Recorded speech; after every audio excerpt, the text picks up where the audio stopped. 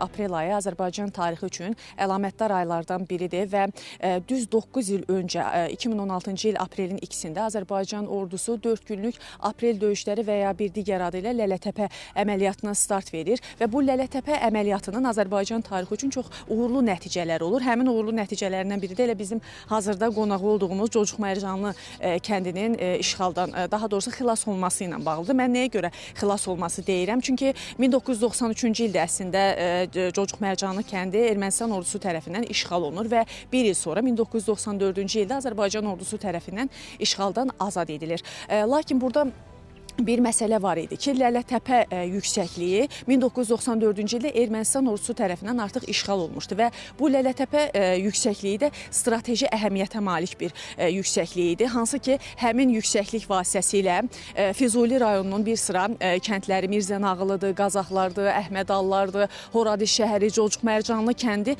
daim Ermənistan ordusu tərəfindən atəşə məruz qalırdı. Ta ki, 2016-cı ilə qədər.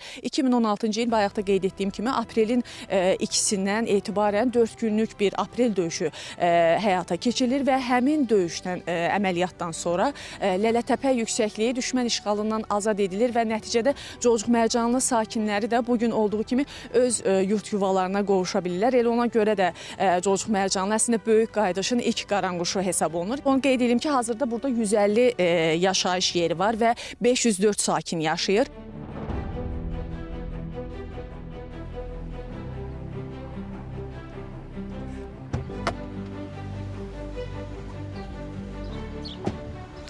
Biz hazırda Cocuq Mərcanlıya ilk köçən ailələrdən biri Nəsibə xanımın ailəsinə qonaq olacağıq. Gəlin birlikdə onların 8 il ərzində Cocuq Mərcanlıdakı həyatı ilə tanış olaq.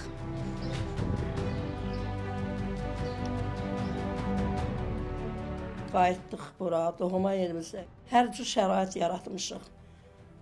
Yenə deyirəm, bizə bura qaydanda həm tibbi nöqteyi nəzərdən bütün klinikalar, mən deyirəm, yönəlib buradakı əhalinin sağlamlığı keşiyində yardım göstəriblər.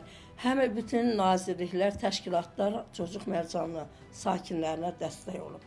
Ən çox da məşğulluq, özünə məşğulluq idarəsi, cəmaatın yaşayış rifahını yaxşılaşdırmaq üçün iri buynuzlu, xırda buynuzlu mal qoyun verib, arı verib, ot sahəsi verib, parnik verib, İxtisasa görə işçiləri yerləşdiriblər, əhalinin yaşayış tərzini yaxşılaşdırıblar.